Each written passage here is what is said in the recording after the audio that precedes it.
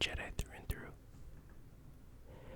Yeah, that was a little bit of force lightning there. Sometimes I like to dabble on the dark arts. I know it's kind of dangerous, but I assure you I'm a Jedi through and through.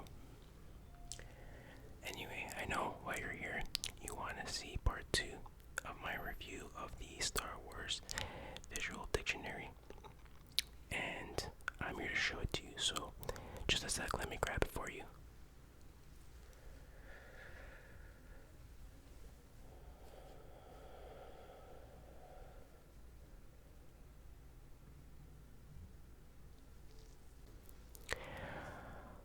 Okay, there it is. Using the Force like that kind of tires me out, so I need to recharge. And I'm gonna have these special galactic space candies. You see that?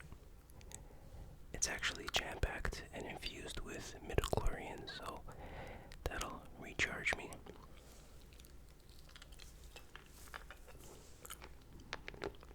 Oh yeah, I can feel the Force already.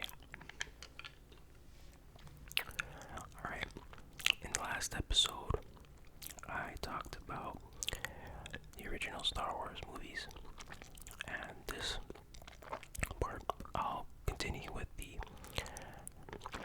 sequel era, and if there's time, the prequel era. I always get that wrong, but if there's time, I'll get to the sequel era as well. So let's not waste any more time.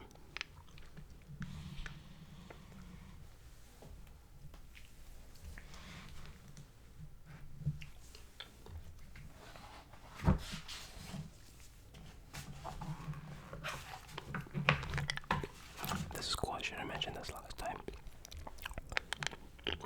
All the different lightsabers. Anakin Skywalker's lightsaber. Luke Skywalker's second lightsaber.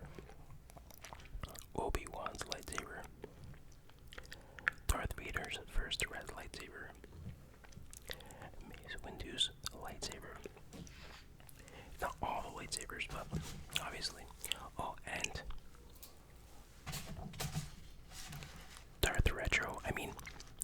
Retro's lightsaber. By the way, I made some enhancements to my lightsaber, and I'll show you at the end of this video, so don't miss out on that. You're not going to want to miss it.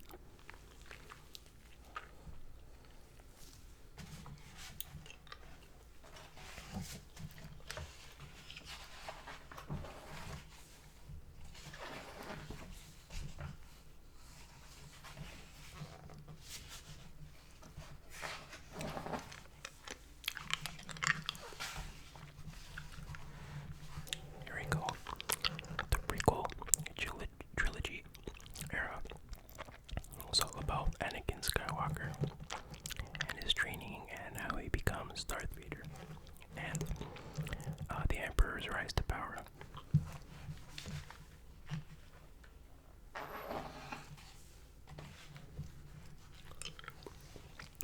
So here's just a bunch of Jedi that are in the movie. The less, I guess, famous Jedi. And there's a lot of Jedi in that movie.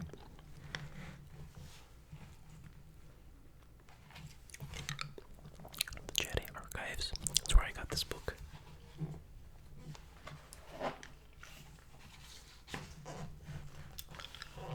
The Jedi High Council. Some freaky looking Jedis. And here he is. A young Yoda. I mean, not baby Yoda, but young Yoda. Young-ish Yoda. So, it says, wise after centuries of service to the ways of the Jedi Grandmaster, Yoda leads the Order during the twilight years of the Galactic Republic. He has come to believe the galaxy is in grave peril, and the Jedi Order itself is threatened by the complacency of its members. There are strange stirrings in the Force, and Yoda senses the dark side behind what many Jedi dismiss as schemes of politicians.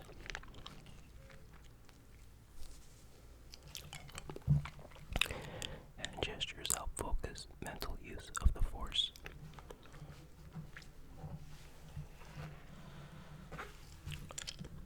Living legend. There's his staff, some of his other gadgets and gizmos, and his ET pod, and this unique lightsaber, blade emitter shroud, blade power control,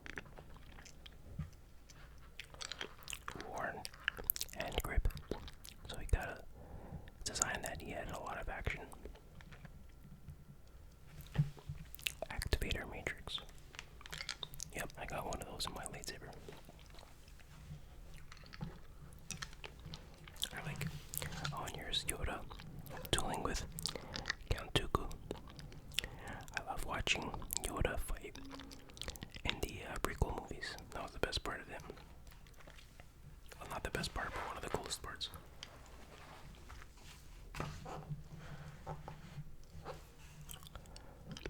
And there is Mace Windu, Jedi Defender.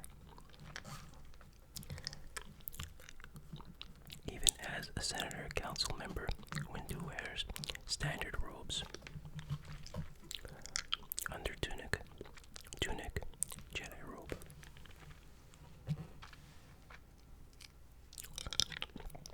Apparently those are food capsules. Some pretty funkin' looking food. Energy capsule, very similar to the space candy that I'm eating right now, I suppose. There's his computer. Looks like some funky game console.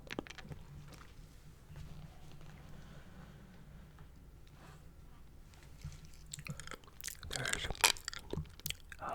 Mace Windu's lightsaber that has a purple color, so it's unique in that way. Blade projection plate, power indicator, rare electrum finish, crystal chamber, and grip,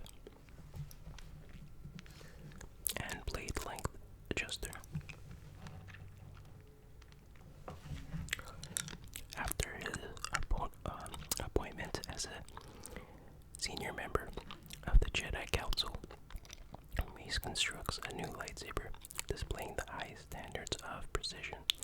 It represents Mace's mature abilities as a Jedi leader.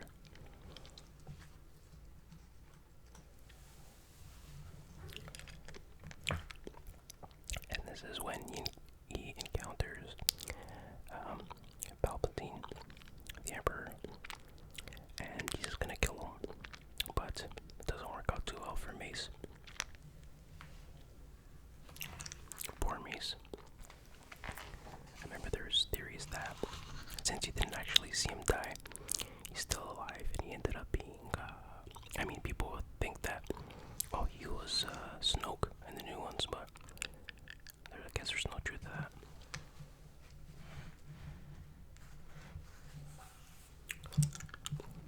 Here's Qui-Gon Jinn. He trained Obi-Wan Kenobi, and he discovered Anakin.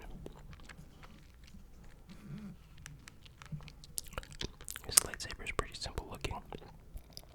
Blade projection plate. Activator. Series of microcells. Charging port. Jedi blood test kit. Testing for those midichlorians. Jedi tunic. Long hair worn back to keep vision clear. Well, yeah, obviously. Jedi robe. Rugged travel boots. Looking very biblical.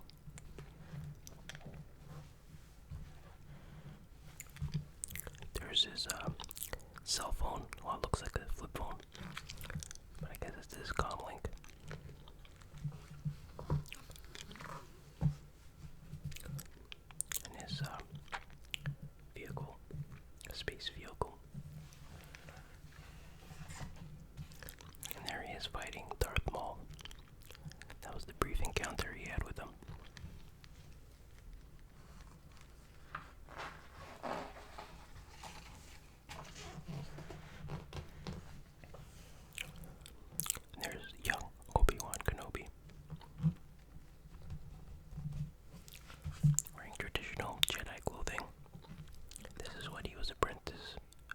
apprentice, and I guess apprentices had this kind of goofy haircut and this long braid.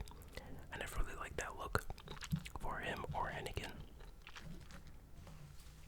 But what are you gonna do? That's the tradition. It's Jedi Starfighter, Tracer Beacon, Utility Belt, Aqua Breather. So lots of Jedi gear.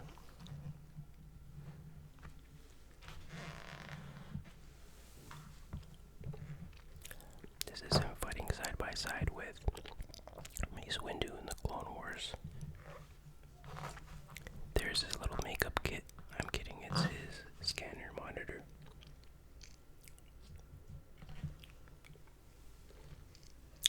That was him in the second prequel movie. Looks much better with that hairdo. Here he is fighting Count Dooku.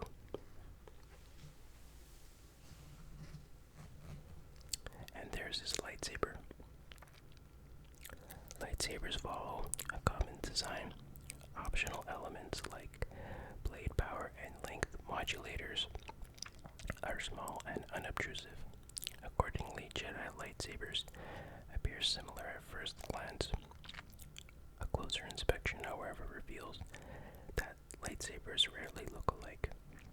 All are hand-built and by the initiates themselves, making design details a matter of individual choice. Most Padawan apprentices build their lightsabers to resemble those of their teachers as a mark of respect.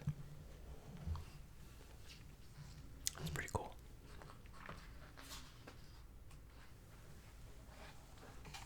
And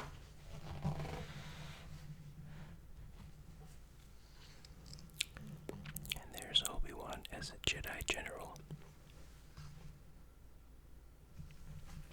Unusually grave expression. The man's worried, man. He's stressed out.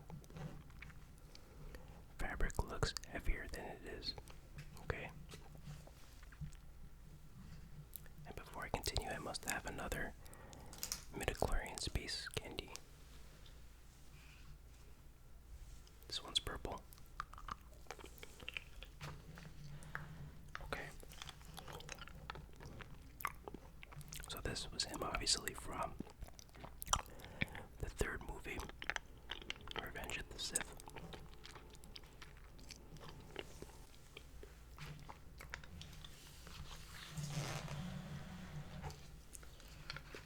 And his droid are for B-17.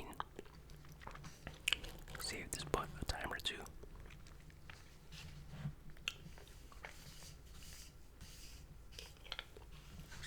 And there's this very special item that he carries. It's actually a Game Boy Advance. They don't actually tell you that in the movie, but that's what that is. While he was hiding in this ship, at the end of the third one, when what's her name? Padmé was talking to Anakin, and they were having that argument, and he started choking her. The reason he was in the ship for so long was because he was playing. That's right, Game Boy Advance. That's a joke, obviously. That is Obi-Wan Kenobi's view screen. But the damn thing looks a lot like a Game Boy Advance.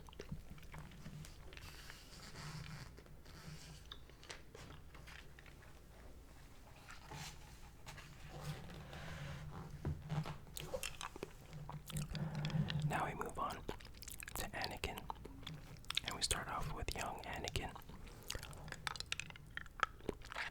which, I don't know,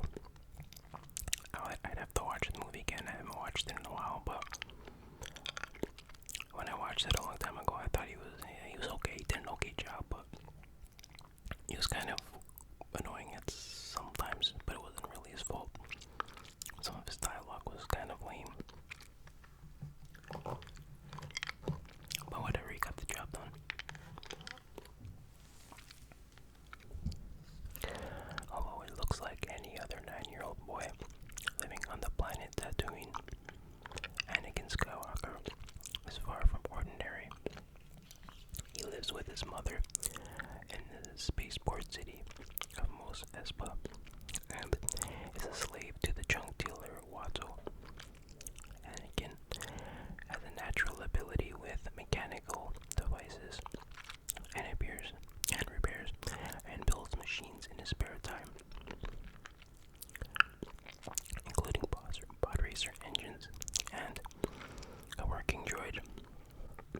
The Jedi Knight Qui-Gon Jinn notices his keen perception and unnaturally fast reflexes, and recognizes that the Force is extraordinarily strong in Anakin. This leads to Anakin being accepted into the Jedi Order at the age of 10, unusually late for a Padawan.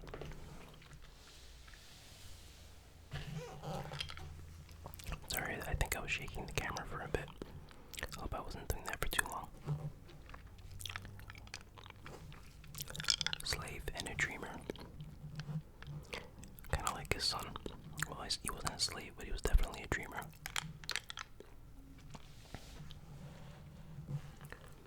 He's got his VR glasses, it looks like. And then there he is as an apprentice. Again with a goofy apprentice hairstyle, which doesn't really seem to suit anybody.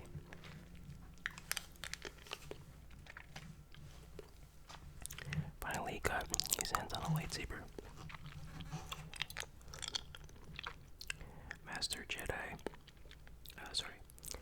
Most Jedi Padawan build their lightsabers to resemble those of their masters as a gesture of respect.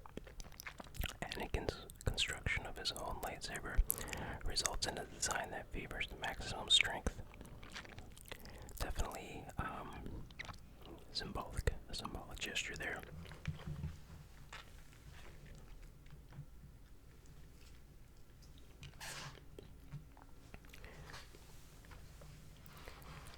So again, he's got the short hairstyle with learner braid, standard Jedi tunic style, his utility belt, field boots weighted for training.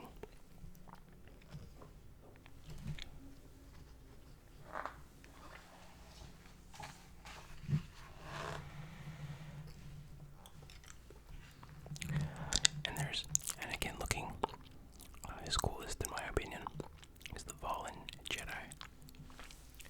So that's how he looks in Episode 3.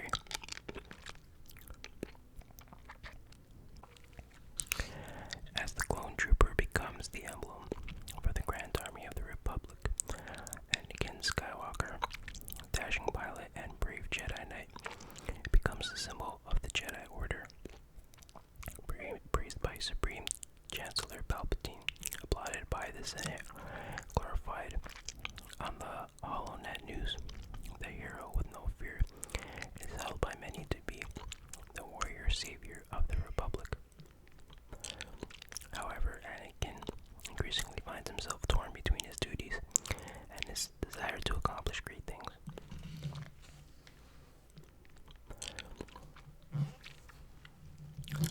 And his desire for the love of his life. There's his cyborg limb, much like mine. I believe it was Count Dooku who cut off his arm. And just like his son as well. Although Luke's hand was cut off, not his whole limb. So there's military grade trousers, durable grip sole boots, synth leather surcoat, tunic apron, utility pouch for emergency rations.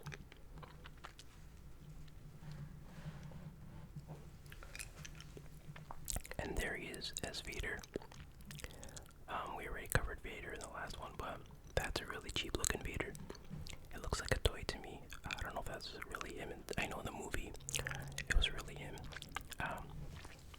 This actor, what's his name, Christian Haydenson, in the Vader costume, and it looked kind of cheap, like he was too skinny or something for the costume, so it kind of does look like this is actually a picture of him, but it looks like a toy for some reason.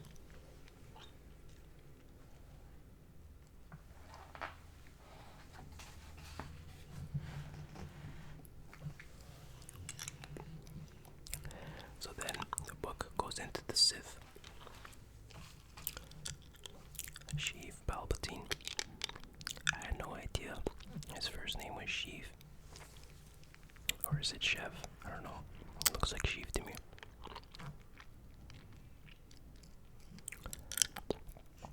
So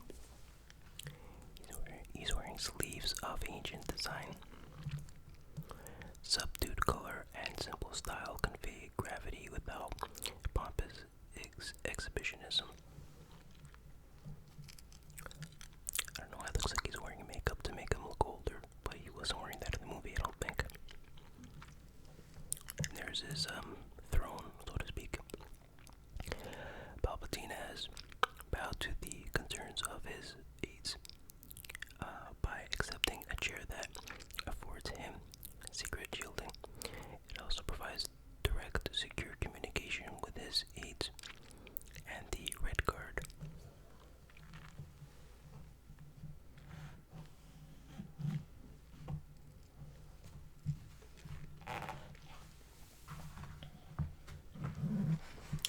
And there he is, as the Sith Lord, Darth Sidious. For Sidious, everything. Would he be considered Darth Sidious? Yeah, I'm pretty sure that's a thing, right? Anyway, for Sidious, everything is proceeding according to plan. Soon the Jedi will be remembered only as archaic warriors, practicing a sad religion, and memories of the Republic will disappear. The Sith Lord founds a group of Force-sensitive beings called the Inquisitorius.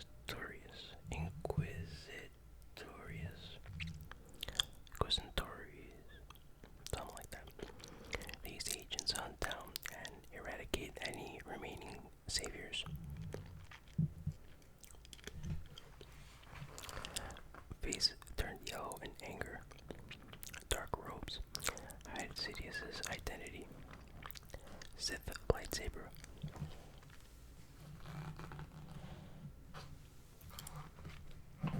Let's take a closer look at his lightsaber.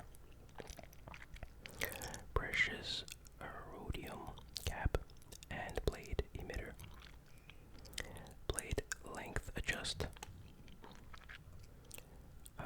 Frick alloy casing. Frick. Is that really a thing?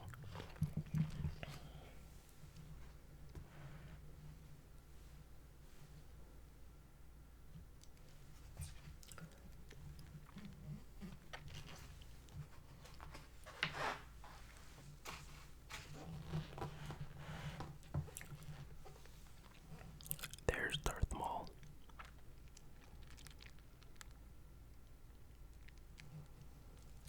Who supposedly died in episode 1. But didn't he come back in something? Wasn't he briefly seen?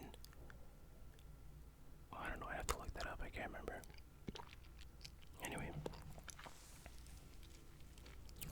Fueled by the aggressive energies of the dark side, Darth Maul is one of the most highly trained Sith in the Order's history. Darth Sidious stole Maul as a child from his mother, a powerful night sister, which named Talzin, and transformed him into a vicious warrior. Maul serves his master obediently and participates in the first recorded duel between a Sith and a Jedi in centuries. Maul believes that his own time for strategic wisdom and eventual domination will come.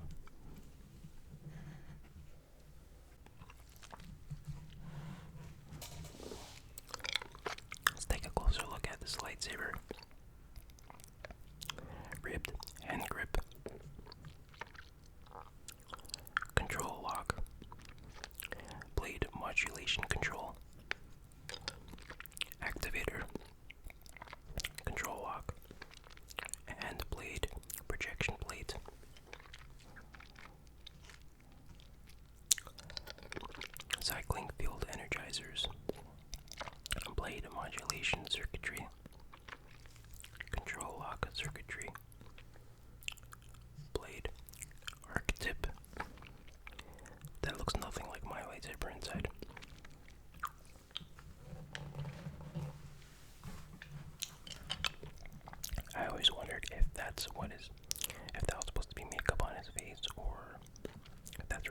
his face is.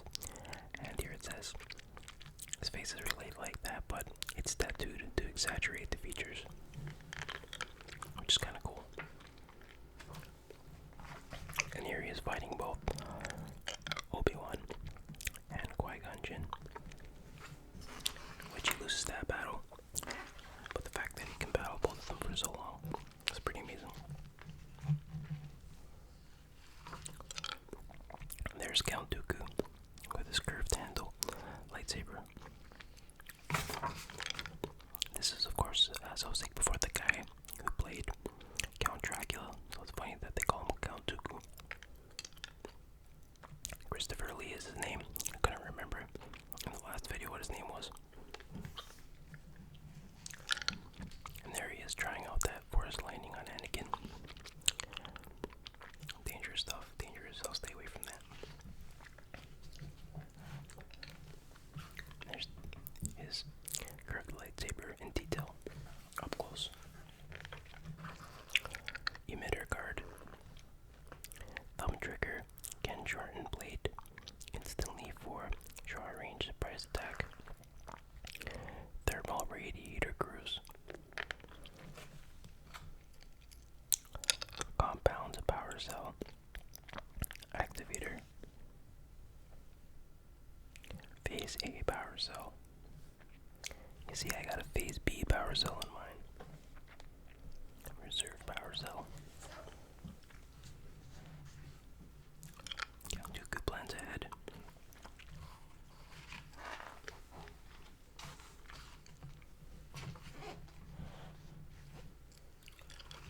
Got these alien dudes, the Nimrods. I mean the Nemoidians. Nemoidians. I don't even know how you say that.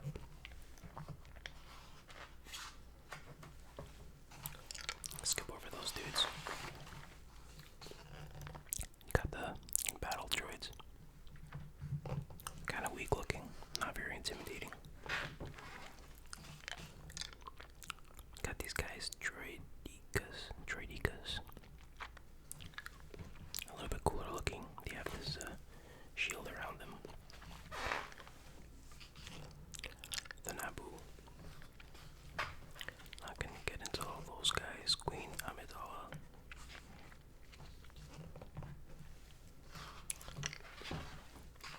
Senator Amidala.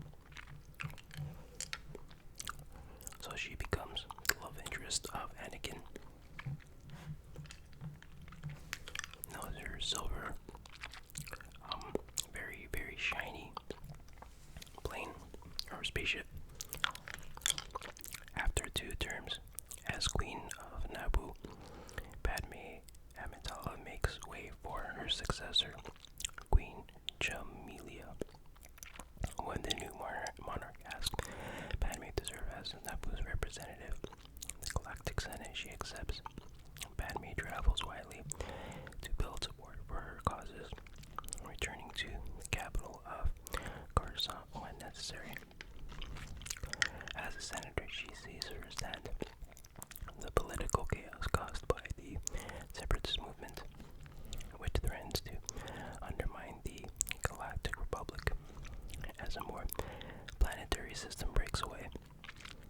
But when the Senate debates on military creation act that would allow the Republic to meet the separatist threat with force, Padmé opposes it, believing that war is never the answer. Yeah, here she is participating in war. That doesn't make too much sense. But she looks good doing it. Sorry, I had to throw that in there. Ready for action.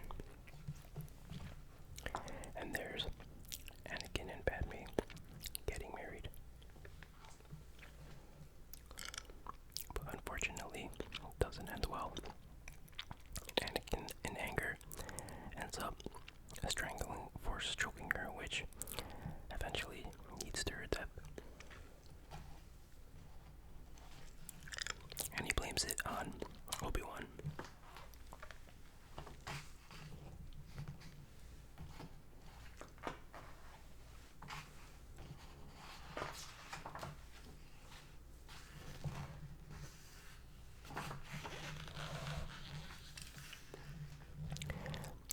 Here's R2-D2.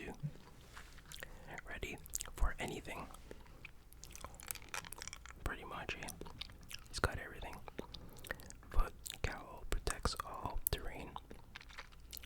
Main drive tread. Power recharge coupling. Polarity sync. Gotta have that polarity sync. Pulse stabilizers. Acoustic signaler. Computer interface arm. Manipulator arm. Data card input, so the SD card goes in there. Grasper arm. Logic function display. Photoreceptor. So that's the selfie camera. Scanner antenna. Device launcher. Spotlight and hollow projector. Lubricant arm can issue single drops or an oil slick. Rocket booster. Torso diagnostic unit. Right there.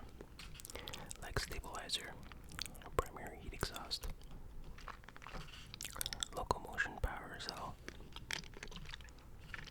Power bus cables for tread. Amazing, so much detail. And he comes in a variety of colors too.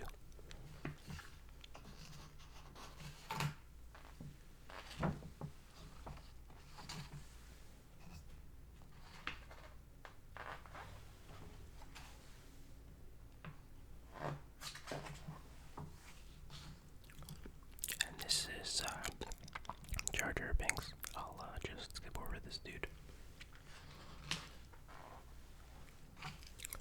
If you like him, that's fine.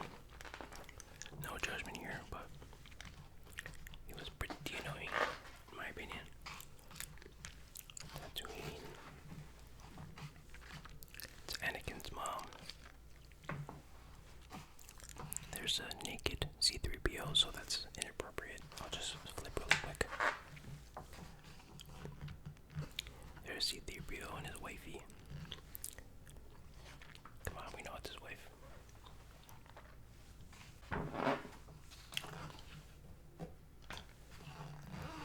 Here's the clone troopers. Clone. I didn't like the fact that the clone troopers were CGI. I thought that was kind of dumb. And it kind of took me out of the experience. There's really no need for that. More clones, but they're specialists.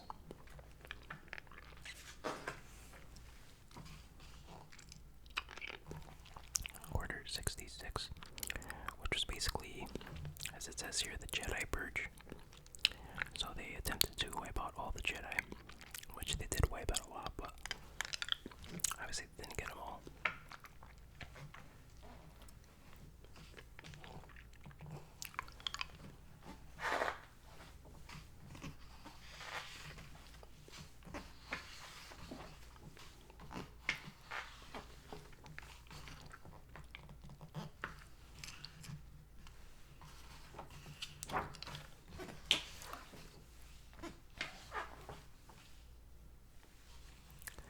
General Grievous is a pretty cool character. I don't know his backstory, but he's some kind of organic dude inside a mechanical body. Pretty cool looking guy, pretty cool design. And he has some Sith training. So he's been trained with lightsabers. And since he has forearms, he can wield 1, 2, 3, 4 lightsabers. That was a pretty cool concept. In the movie, I didn't really understand why he was coughing all the time. Was that, I guess, their way of showing that he's actually an organic being, not a robot. But other than that, it served no point. They could have explained it in another way. So that concludes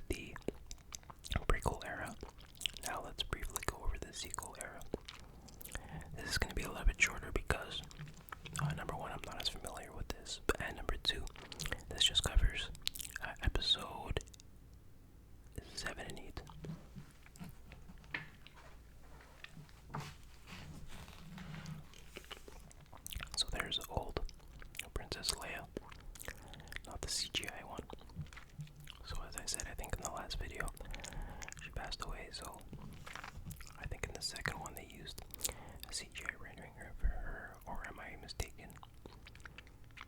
No, I'm thinking about Rogue One, maybe. Anyways.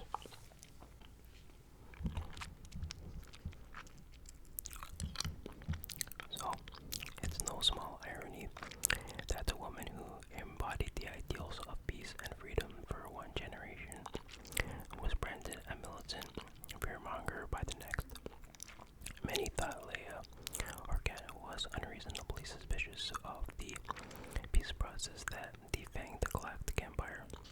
She argued that the New Republic was not doing enough to secure the safety of its citizens, and she was estranged from the Senate for her refusal to let the ghosts of the last war stay dead.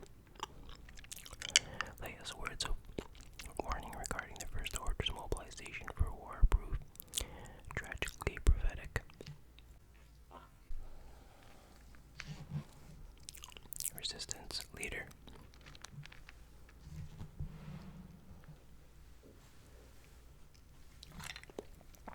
There's her with Hans, old man Hans, and the relationship didn't work out, I guess. They obviously had a child, which was Kylo Ren, but it kind of sucks that they didn't stay together. It's like, what was the point then? But I guess that's what happens. And there's General Organa, a symbol of hope.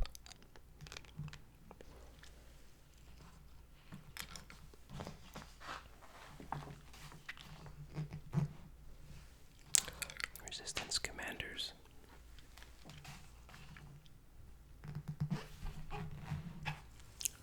There's Bo Dameron.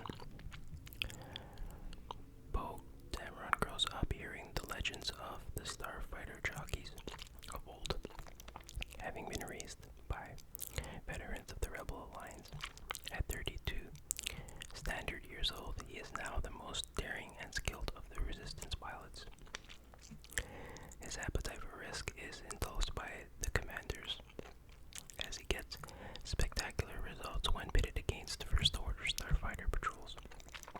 Bo is brash but charismatic, and he has limitless respect for the idealistic founders of the Resistance, particularly his idol, General Leia Organa.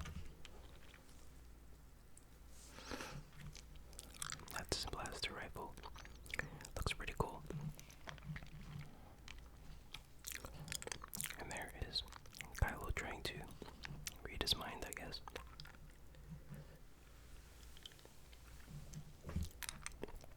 Resistance ace. So there he is in his pilot getup.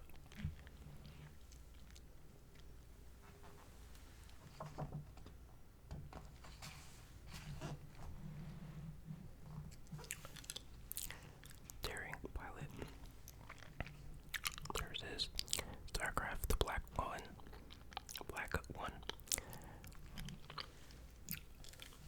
Reluctant leader.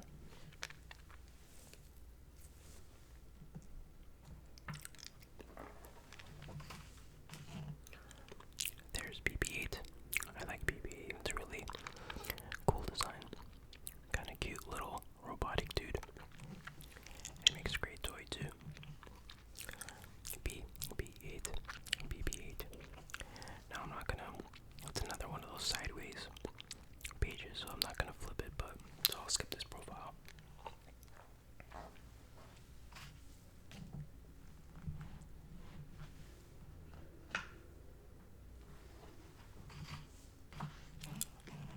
There's Finn. Whenever I see that name, I think of Finn Balor from wrestling, but anyway. So, he was formerly worked for the Order, I guess. Something like a janitor or something like that. But then, he switched sides.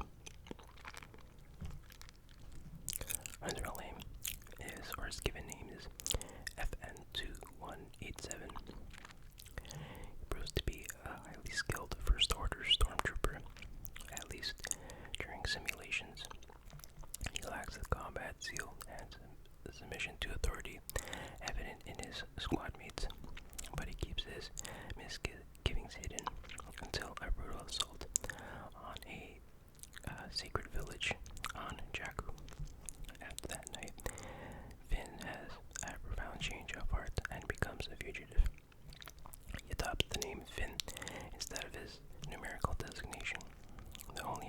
he's ever known. Finn's good nature, gentleness, humor, and unerring moral compass cannot be wiped from his mind, as it is from others who undergo stormtrooper training. Okay, so he was trained as a stormtrooper. But I remember in episode 8, didn't he say something about being a janitor or something like that? I don't know. Maybe I'm imagining that.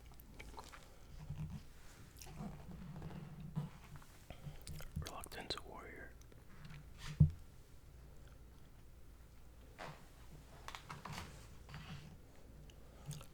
At the end of episode 7, his back gets sliced up from Kylo Ren with a lightsaber. I thought there was gonna be, I thought he was gonna get some mechanical enhancements in his spine or something like that, which was gonna give him some advanced abilities, but apparently that never happened. Would have been cool though.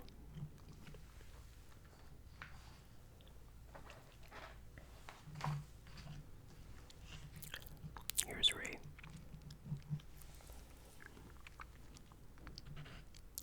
Firm back arm grip to power a sudden swing. Lower defensive position. Agile footwork practiced on shifting sands. Block in leather and a wool strap. Salvaged quarterstaff. 19-year-old Rey carves out her existence on the bleak world of Jakku. Despite a life that should have built a barrier against any sympathy or weakness, Rey still possesses a generous heart. It is her willingness to help those in need that gives her the strength to leave Jakku.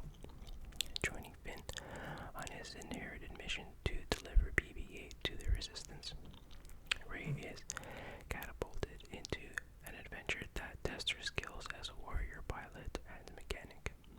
She comes to discover that she has remarkable abilities she never suspected she had.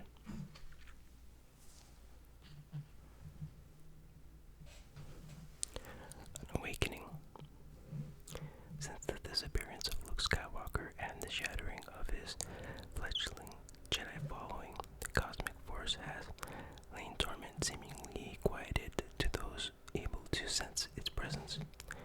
The adventures of Rey and Finn on Jakku coincide with a turbulence in the cosmic force, a sudden ripple indicating the awakening of newfound ability. With the Jedi and their records vanished, few other than Kylo Ren and his master, Supreme Leader Snoke, are able to appreciate this occurrence.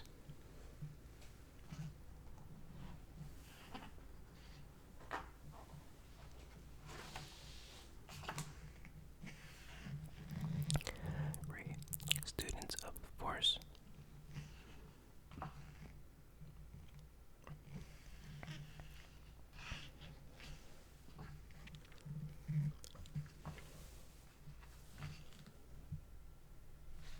That's Anakin Skywalker's lightsaber that she uses. Blade length, adjust. Activation matrix.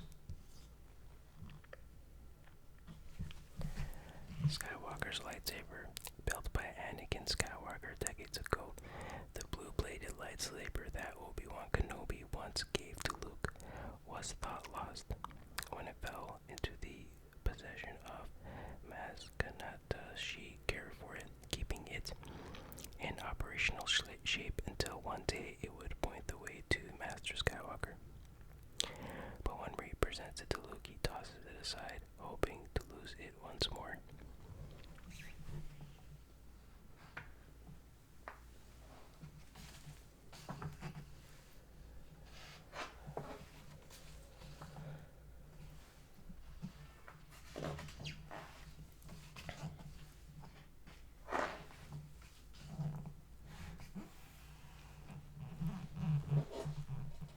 There's Han Solo, looking a bit older than we recognize him as. I won't go into any detail about him, but it's really sad how he dies in the movie, getting killed by his own son. I don't mind that he died, but I wish he had one more adventure with Luke Skywalker. That would have been fun to see, but oh well, it wasn't meant to be, I guess.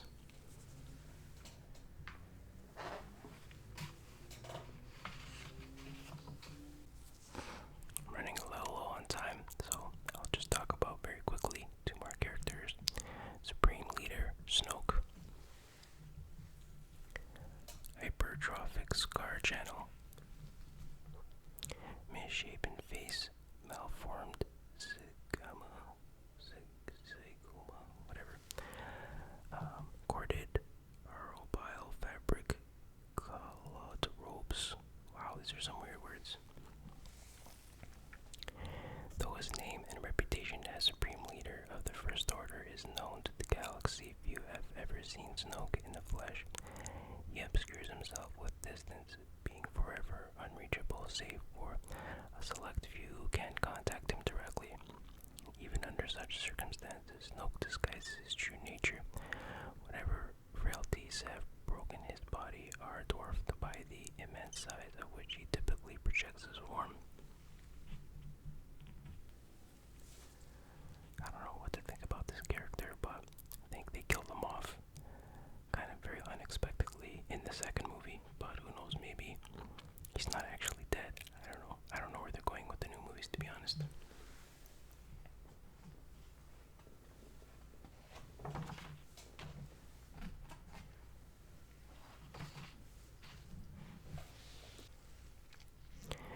And there is Kylo Ren.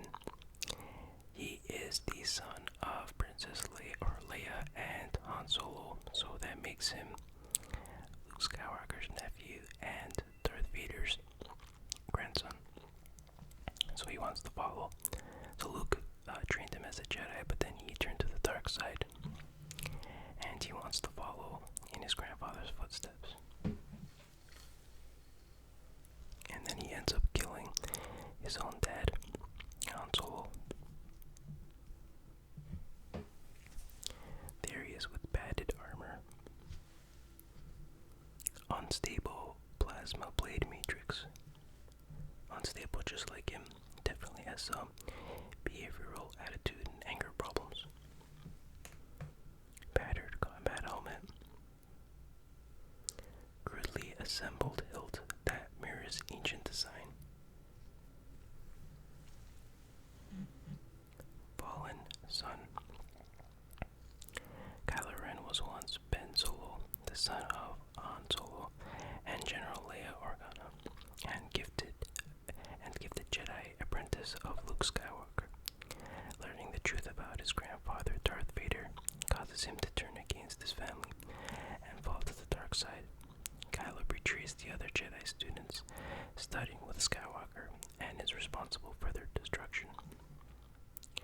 This has earned him the nickname Jedi Killer, which is whispered in the First Order ranks.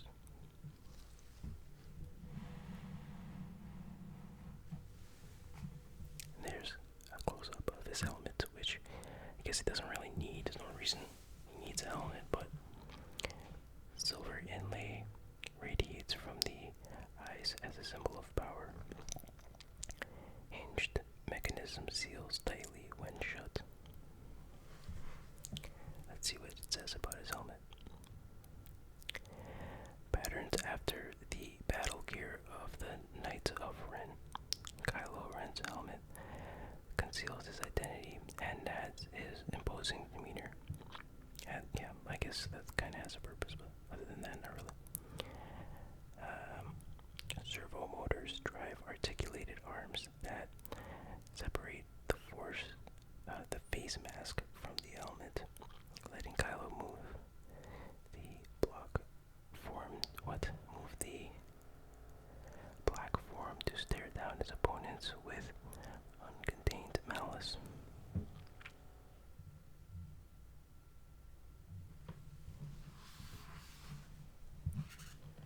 There's this shuttle. It's pretty cool looking, actually.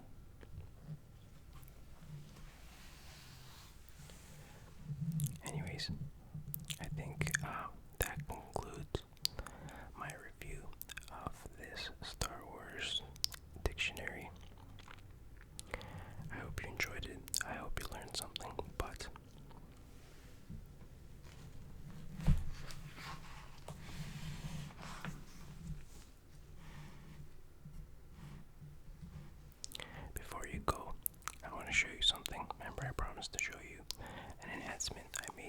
lightsaber. Okay, you're gonna love this. You're gonna love this. Okay, check this out. Ready? Hold on a sec. Hold on. It's not working for some reason. Let me get a closer look. Hold on. Let me see what's wrong with this.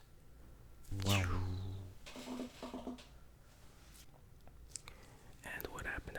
I'm a Force ghost. Okay, I messed that one up. But anyway, I hope you enjoyed the video. And I guess I'll see you next time, but maybe not. If you're Force aware, then you'll see me again sometime. If not, then you won't even hear this message. But anyways, regardless, take care.